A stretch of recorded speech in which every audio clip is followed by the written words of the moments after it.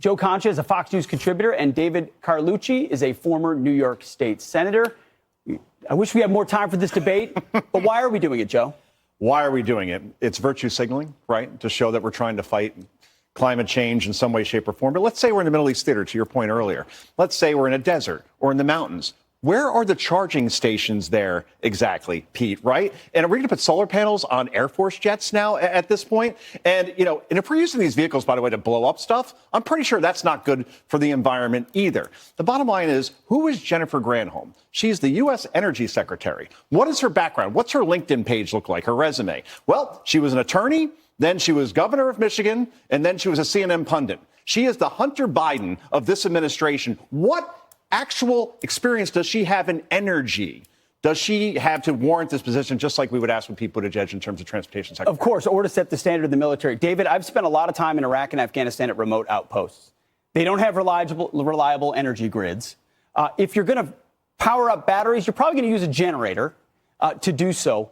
So what is the real reason why they would be obsessing over batteries in the military? This hearing, they're talking about a $10 billion investment in the greatest military force on the planet. That's the men and women of our nation that run our military. We have to stay current. We have to have the most technologically advanced military on the face of the planet. We have to do this. We can't afford not to. So you want the batteries in the tanks? I do. If China develops a Tesla-style tank before us, we're in trouble. Well, who says the Tesla-style tank's going to be better than a diesel-powered tank? Think of an electric car on the street today. You can't hear it. Its engine is so much cooler, so meaning it wouldn't be detected on the battlefield. There's so many positives to moving in this direction. Well, if you can spin it for tactical advantage, I can see it. But they're not putting tactical advantage first. They're saying 2030, all EVs, and then hopefully we make it tactically helpful.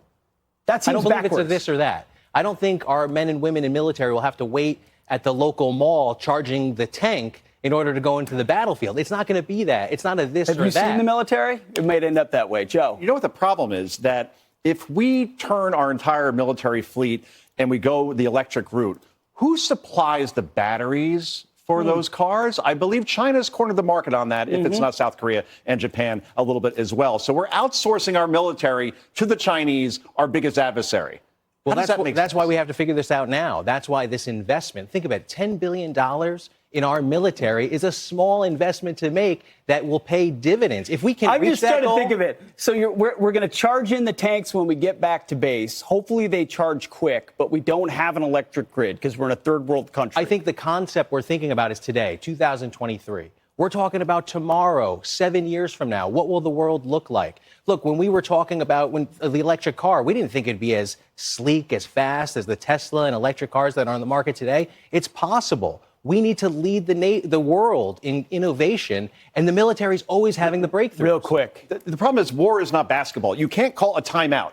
To charge a regular electric car takes 5 to 6 hours. These vehicles, which are infinitely bigger, you can't take 12 hours off and say, hey, don't fire. We got to get these things charged. Joe, David, thank you. If Thank you. It can be done better, then we'll do it. But we shouldn't obsess over it as the end goal. Appreciate you both.